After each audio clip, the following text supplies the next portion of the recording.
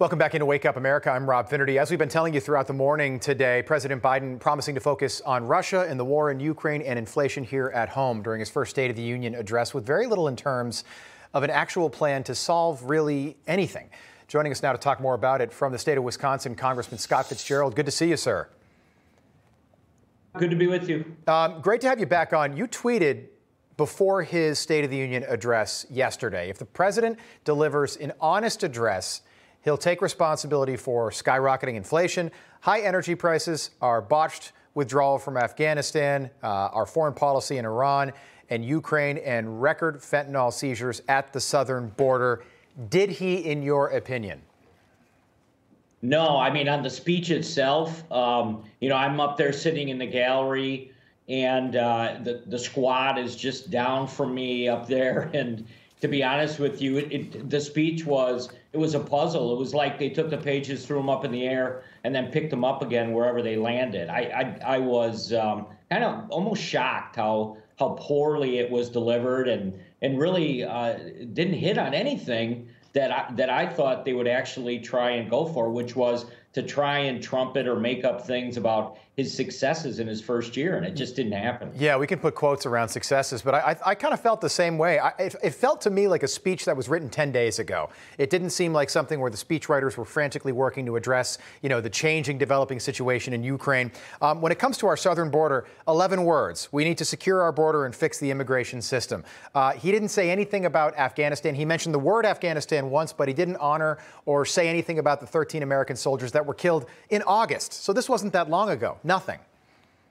No, and the thing you have to, I think, pick up on now is, because I think the Democrats are doing this kind of in unison, they're going to start to talk about the border, but it's always going to go back to immigration reform. Right. So they're going to deny or just ignore the idea that 2 million people have come across the border completely illegally, devoid of any changes to the immigration system.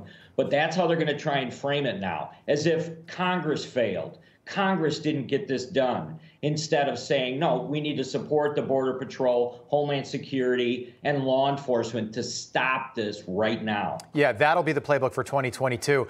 The president is traveling to your home state of Wisconsin today to tout the merits of a policy that I thought died before Christmas, Build Back Better. What do you make of that strategy? Yeah, he's going to be up in Superior, and it's been couched as he's going to be up there talking about a bridge that needs to be fixed and the infrastructure stuff. This goes back to where we were before.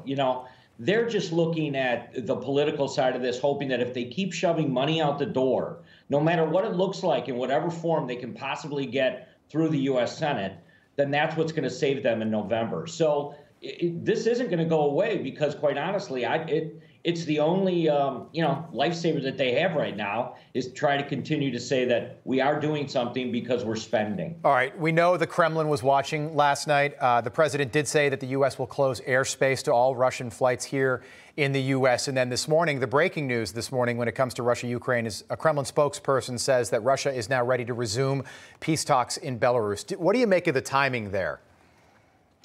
Well, just on the military front, I mean, if you control airspace, you control what goes on the ground. Right. I mean, that's one of the basics of military strategy.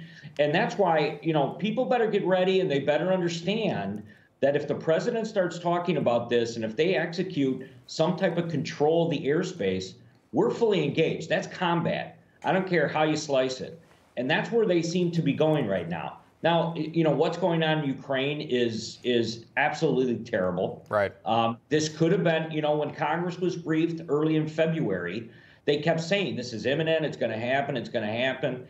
And it did happen now. So they did not put the sanctions in place. They did not take the military actions, I think, just in preparedness for NATO to be able to avoid this. I still believe it could have been avoided. Yeah. Now we're fully engaged in it. And I'm not sure where they're headed with this, but right now, I mean, the briefing we just received on Monday, there was very little detail on, and I don't think there's much of a plan, quite honestly, that's coming out of the U.S. in relationship to Scary, NATO. And I'm so sick of the president telling Vladimir Putin what we're going to do. Stop telling him what we're going to do.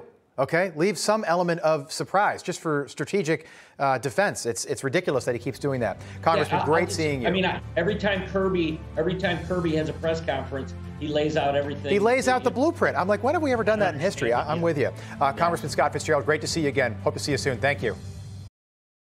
Hey, I'm Rob Finnerty. Thanks for watching. If you enjoyed this video, please join the conversation in the comments below. Don't forget to subscribe, too. Hit the bell icon to be alerted to breaking news. And remember, there's a whole lot more on Newsmax TV, America's fastest growing cable news network. Newsmax TV, we're real news for real people.